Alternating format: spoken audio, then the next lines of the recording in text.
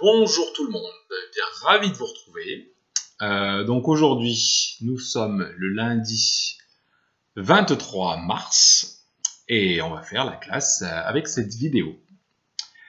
Donc pour commencer, on va reprendre, on va faire de la lecture. Voilà.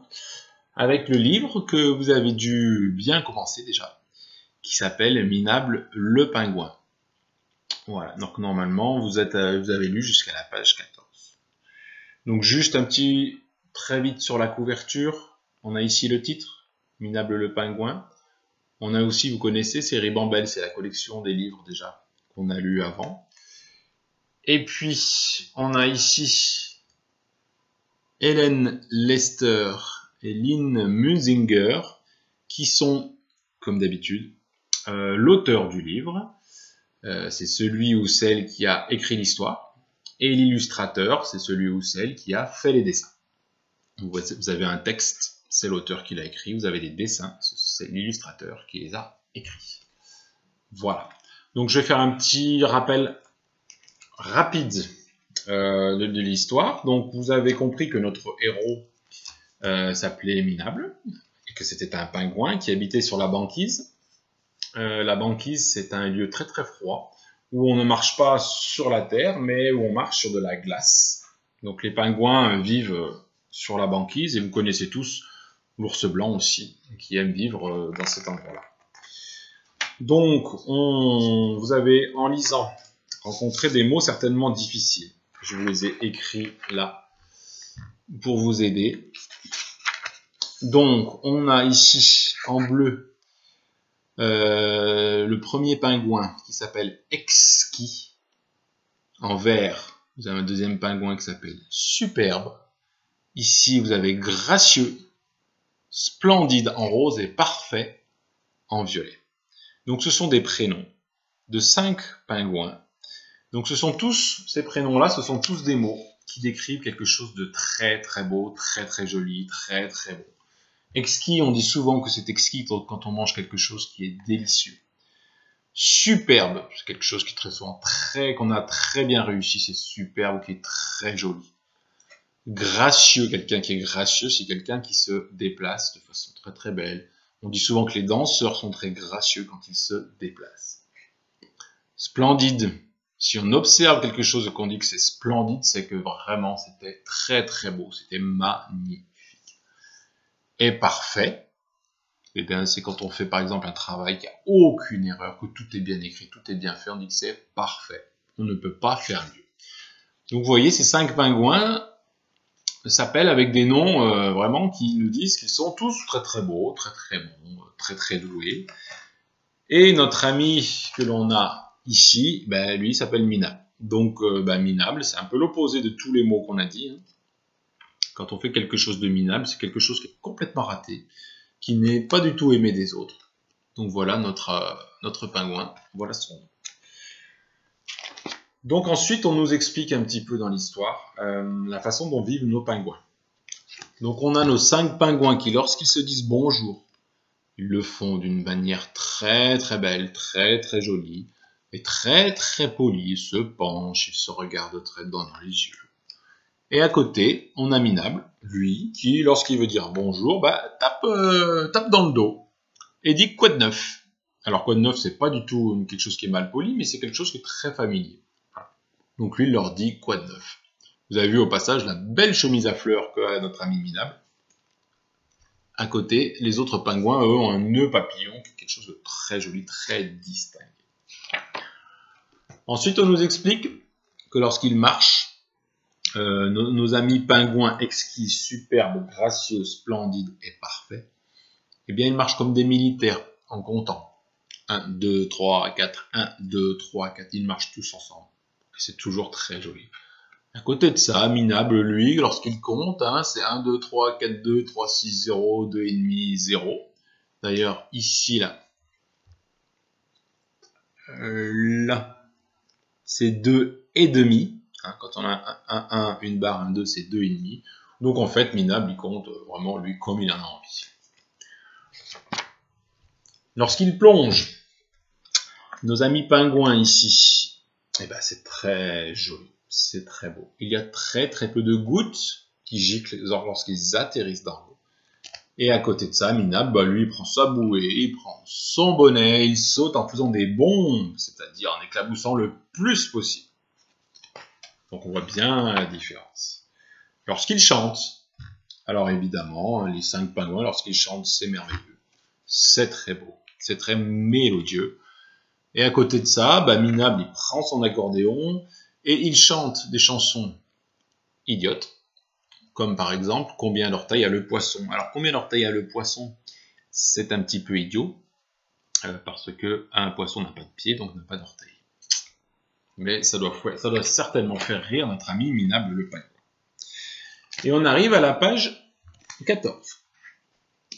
Donc, ça fait partie du texte que l'on va faire aujourd'hui. Aujourd'hui, c'est 14, 15, 16, 17. Donc, c'est les 2 pages là. Et vous tournez et vous avez à lire ici aussi. Donc, là, ça va être le moment de lire. Vous allez lire vous.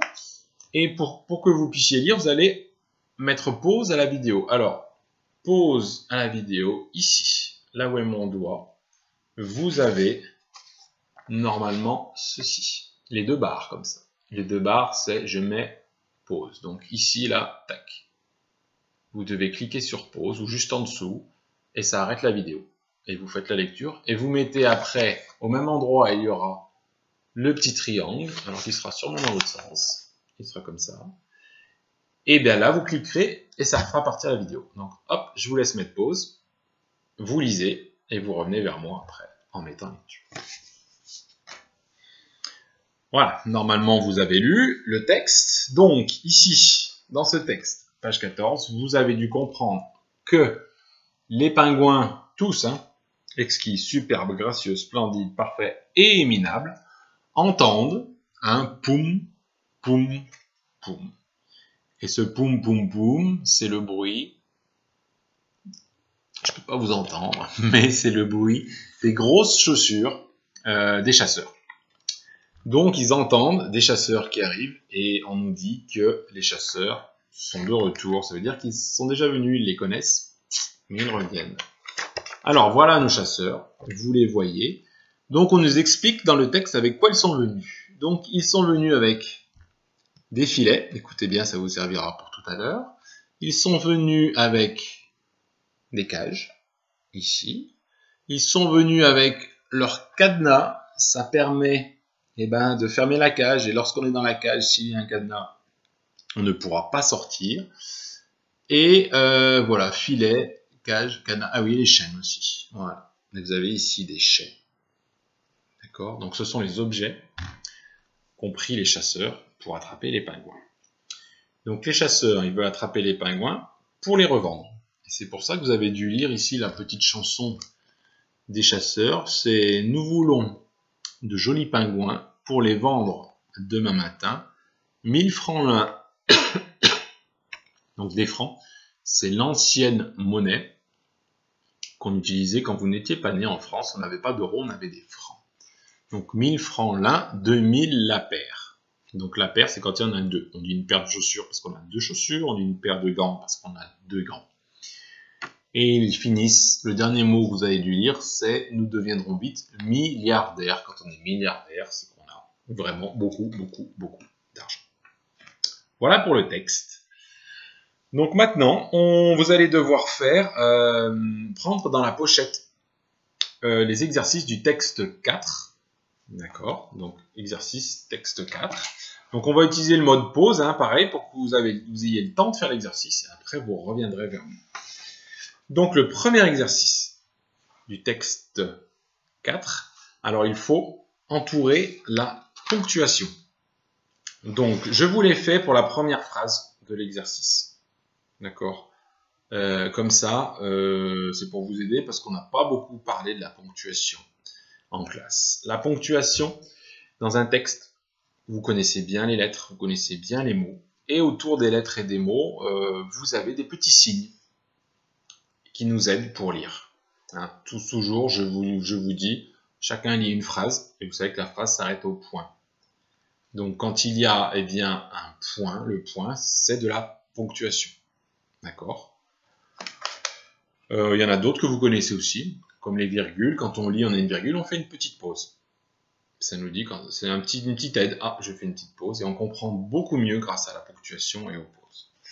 Donc la première phrase du texte de votre exercice, je vous l'ai écrite et j'ai entouré la ponctuation pour vous montrer. Donc pareil, vous pouvez faire ici, là, appuyer sur pause pour regarder. Voilà. Donc vous avez ici la première phrase et j'ai entouré en orange toute la ponctuation. Voilà, vous faites pause, comme ça vous pouvez regarder, ça vous aide. Et puis ensuite, eh bien, vous faites tout le texte. Donc je vous laisse appuyer ici, là, sur pause, et puis vous revenez vers moi et je vous explique le deuxième exercice quand le premier est fini. Voilà, normalement vous avez fini le premier, vous avez entouré toute la ponctuation, tous les points, toutes les virgules. Vous avez vu ici aussi, je l'avais fait moi. Alors ça, ce sont les guillemets. Alors les guillemets, ça veut dire que dans un texte, quelqu'un parle ou que l'on entend quelque chose. Là, les poum, poum, poum, c'est pour dire qu'on les entend. Et vous avez ici les trois petits points qui sont des petites pauses. D'accord? Poum, poum, poum. On avait ici les virgules, vous connaissez le point à la fin de la phrase. Alors l'exercice 2, eh bien pour l'exercice 2, vous devez trouver les mots qui sont mal écrits. Alors vous, normalement, c'est le travail des maîtres ou des maîtresses de trouver ce qui n'est pas très bien écrit. Et bien là, vous avez la phrase. Elle est dans votre livre, donc page, je ne vous dis pas où, mais page 14, 15, 16 ou 17. Vous trouverez la phrase. Donc vous regardez bien ce que vous avez sur votre fiche. Vous trouvez la phrase dans le livre. Et comme ça, vous allez facilement, si vous ne les avez pas trouvés, vous allez comparer et trouver les mots qui sont mal écrits. Et vous les barrez sur la fiche. Attention, pas sur le livre. Vous barrez les mots mal écrits sur la fiche. D'accord? Donc je vous laisse appuyer sur pause. Donc je vous rappelle le pause que vous allez voir ici, là, les deux petites barres. Et puis quand vous aurez fini, vous appuyez sur le lecture qui sera ici. Allez, je vous laisse faire l'exercice 2. Bien, normalement, vous avez appuyé sur lecture, vous êtes revenu vers moi. Et on fait l'exercice 3. Donc l'exercice 3, on vous demande de qui s'agit-il. À chaque début de phrase, ça commence par « il » avec un S. Donc le « il » avec un S, par exemple, si je dis « ils sont en retard », donc je parle de quelqu'un, et pour pas, si je parle de plusieurs enfants, je ne vais pas dire tous les noms, je dis « il » avec un S. Donc ce « il » là, il remplace quelqu'un. Et c'est à vous de deviner qui il remplace. Donc c'est soit les chasseurs, soit les pingouins. Si je vous donne un exemple qui se rapproche de votre exercice, ils entendent le poum poum poum. Qui est-ce qui entend le poum poum? C'est les pingouins ou c'est les chasseurs? À votre avis, ce sont les pingouins. Les pingouins, ils ouvrent grand leurs oreilles et ils entendent poum poum poum. Donc là, dans ce cas-là, vous écrirez, comme vous avez le modèle dans la fiche, les pingouins. Donc pareil, je vous laisse appuyer sur pause, en bas, à gauche, et quand vous avez fini l'exercice, vous avez bien trouvé à quoi représente qui est derrière ce « il ». Vous revenez vers moi pour le quatrième exercice et le dernier de la fiche. Allez, normalement c'est bon pour le troisième exercice. Donc le quatrième, c'est tout simple. Vous avez les dessins des choses qu'ont emmené les chasseurs. Vous savez, tout à l'heure, je vous ai montré. Donc vous avez le dessin de la cage. Donc sous le dessin de la cage, il faudra écrire le mot cage. Si vous ne savez plus comment il s'écrit, vous cherchez dans le livre. Il est écrit dans le livre. Vous avez aussi le cadenas. Vous avez aussi le filet. Vous avez aussi la chaîne. Donc vous cherchez dans le livre, vous avez les modèles. Et vous écrivez en dessous le bon mot sous le bon objet. Et vous avez fini votre fiche. Voilà pour la petite fiche de lecture du jour. Donc j'espère que ça a été. Si il y a des soucis, hop, vous pouvez m'envoyer avec papa ou maman un mail, quelque chose. Vous m'envoyez et puis moi je vous répondrai. Mais normalement, avec tout ce que je vous ai expliqué, il n'y aura pas de souci. Allez, j'espère que tout s'est bien passé et puis je vous retrouve dans une petite vidéo pour les mathématiques du jour. Allez, bon courage à tous.